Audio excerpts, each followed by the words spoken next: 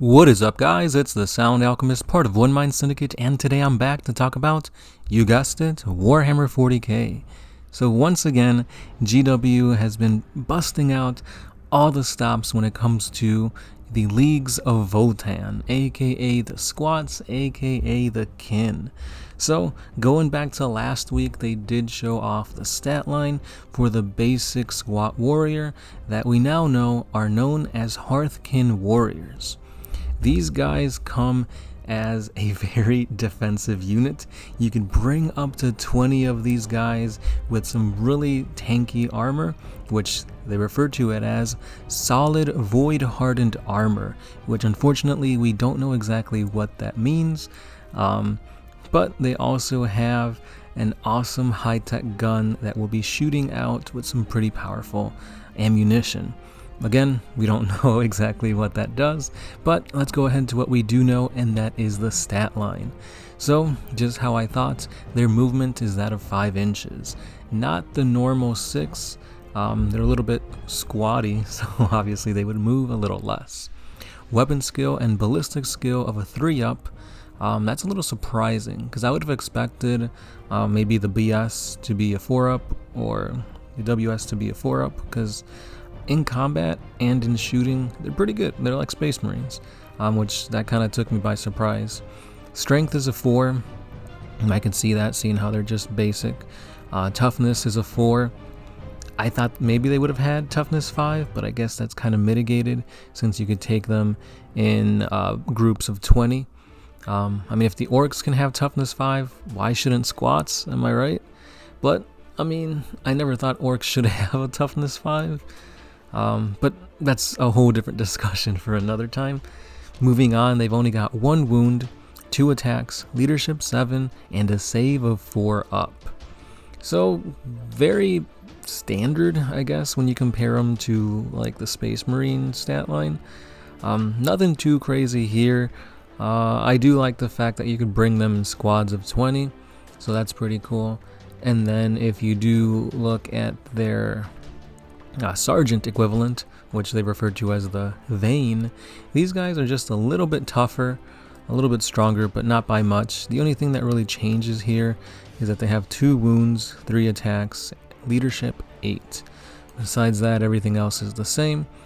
So we can kind of see where the basis for this warrior would be. Just by looking at the model here, like I said earlier, like their guns are going to be able to pack a punch. I don't think they're going to have a lot of range, but it's going to be either a lot of AP or a lot of damage. We'll see exactly how these guns work, because obviously they gotta make it, somewhat powerful, but not too powerful, because if it's a really strong gun and you have a squad of 20 of them, it can do tons of damage.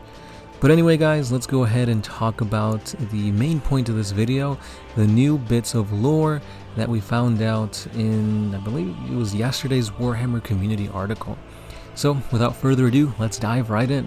So in a previous article, we found out that the Leagues of VOTANN have these awesome artifacts known as VOTANN. They're essentially orbs of AI STC technology mixed together that just house tons of information. They are technological marvels, and of course, if anybody found out about them, Imperium, Chaos, or Xenos, they would do anything and everything to get their hands on it, and that is why these squats will lay down their lives to protect these things. These things are essentially gods to the Leagues of VOTANN. So, depending on where the VOTANN are, the squats in that area would form an alliance, a league, towards that VOTANN, and that would also shape them to be a certain type of sub-faction. So just how we have Space Marines and their chapters, Tau and their seps, we're going to have the Leagues of VOTANNs and their different, leagues, if that's what they're going to be called. So that's how you can, flavor them to be a little bit different. So let's go ahead and look at this lore here. The Ancestor Cores, aka the VOTANN, contain records of all of kin history since that of the earliest of their days. If such information survives, it is likely buried beyond recovery. Unfortunately, most of the ancient history blurs into myth. The kin may not know much about their early days, but there are certain articles of lost history deemed indisputable. This is known as the first truth. One such principle is that the first ancestors departed from their original homeworld, most likely pre-imperial Terra, millennia ago on vast fleets of generation ships. It is also deemed to be true that these ancestors set out as prospectors, miners, and void dredgers, charged with exploiting the riches of the heavens. Now that's pretty cool. That just goes to show you that squats were, of course, part of imperial-controlled Terra, and for one reason or another, be it like xenophobia, because I mean, when you look at them, they are abhuman. Humans did not take kindly to abhumans, segregation and whatnot, and maybe that's why they kind of sent them on a quote-unquote journey to the heavens, to the stars, to space, to mine and basically make the humans or planetary governors from where they're coming from richer by bringing back these new ores, minerals, etc. from space to back to Terra. I don't think they've made it back though. But anyway, let's continue on. The records of this period boast the last references to the first ancestors, and the earliest mentions of the ancestor cores. Likewise, it is a first truth that the kin have been a cloned people from the very start. The first ancestors are held responsible for the clone skins, the system of stable mutations that underpin the entire genetic structure of the kin to this day. The gene pool drawn upon by the leagues of VOTANN is stable, deep, and varied. This is no race of identical clones. In practical terms, the clone skins have produced a species with denser bones, muscles much stronger than that of humans, higher red and white blood cell counts, and formidable strength and resilience. Boom, huge drop of lore right here. The squats that we see nowadays in the 41st millennium, they're all clones from the first squats that emigrated off from Terra. And not just that, but they've been genetically enhanced to be tougher, stronger, and they can survive more like diseases and stuff like that with like the red blood cells, the white blood cell counts. So that's some pretty epic lore. I really do like that about them. Such was the craft of the first ancestors that even kin souls are engineered. They shine more dimly against the tides of the warp than that of their distant human cousins, with no evidence of uncontrolled psychic mutation. Indeed, only those with the appropriate psychically active clone skin can activate the so-called barrier tech the kin employ to access the Empyrean. Another awesome nugget of lore. So squats, they're kind of like the Tau. Their souls do not burn bright in the darkness of the warp, therefore chaos and demons will not flock to them. They're not psychers for the most part, and they're not very juicy hosts for demons to possess. So they don't really have to deal with chaos that much when it comes to being a psyker. They do have psychers, however. However, these psychers activate technology that allow them to go into the Empyrean, into the warp. So that is amazing. That's pretty epic. That basically just means that, hey, for the most part, squats will not be corrupted by chaos. So does that mean we won't see a chaos squat faction? I mean, in the lore, it's less likely, but if GW wants to, they could obviously make it.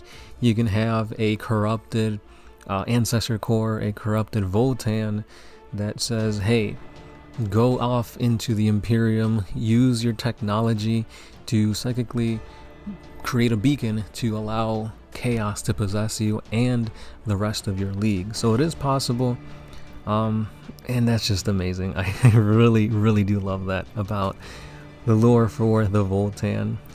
It's amazing. I like it. And the last little bit of lore is that clone skins differentiate the division of labor in kin society and impact useful abilities on those who possess them. Some kin might have enhanced reaction times, the ability to see the infrared spectrum of light, or limited resistance to that of cosmic radiation and extreme temperatures, or even gravity. Many clone skins manifest in visible fashion, with giveaways such as distinctive body odors, unusual eye colors, or thick subdermal layers. Such physical variations would cause for concern in Imperial society, but not to the kin, for having these marks are like a badge of honor to them. Even more awesome stuff coming. Like I said, this article is just chef's kiss. It keeps getting better and better and better as you read it. And it says that the squats are kind of like Tau society. Based on their physiology, based on the abilities that they have, they are deemed for certain tasks based on their role in culture. So obviously, if you have some squats, some kin that can see at night, they're going to be working in caves or in darkness. If you have some kin that can resist gravity, which is crazy, obviously they're going to be more like for mining on asteroids and that kind of thing. Really awesome stuff, so that you can basically convert and customize the models that we get right out of the box to make them look a little bit more cooler. So if you want like some gills or some aquatic squats, bam, you can do that, and it fits with the lore. Perfect. I really love this about GW. The more customization, the more freedom integrated into the lore of a race is just chef's kiss. I can't say that enough about this. Honestly, like, reading this really makes me want to play squats. I don't think I am, but I love them so far. Like, the ancestor cores are amazing, their lore fits perfectly. Why they've been hiding and kind of like ignored throughout the lore of 40K does kind of make sense, because obviously they don't want to make themselves known. They have these ancestor cores, these VOTANN, these essentially god machines that they need to protect, and the best way of protection is by being incognito. So everything fits. Whoever's writing the lore for the squats, 2 thumbs up, 10 out of 10. I love it. But that's just my opinion. Let me know your guys' thoughts down below. Do you guys enjoy what the squats have to offer? Do you like the lore so far? And what do you think about the information given based on their stats? Do you think their stats are too Space Marine-y? Or do you think it'll fit? Or will it just be FAQ'd later on? I don't know, man. Right now, I don't care about their stats. I fell in love with the lore. So, thanks again, guys, for watching. Be sure to subscribe, like the video if you enjoyed it, and share it to all your friends. If you guys want to support us just a little bit more, we do have a Patreon page. Links are going to be down in the description, where you guys can pledge just $1 a month, and that really helps us to bring you these 40K videos each and every day. And as always, I have been the Sound Alchemist, part of One Mind Syndicate, and I will catch you guys in the next one. Peace.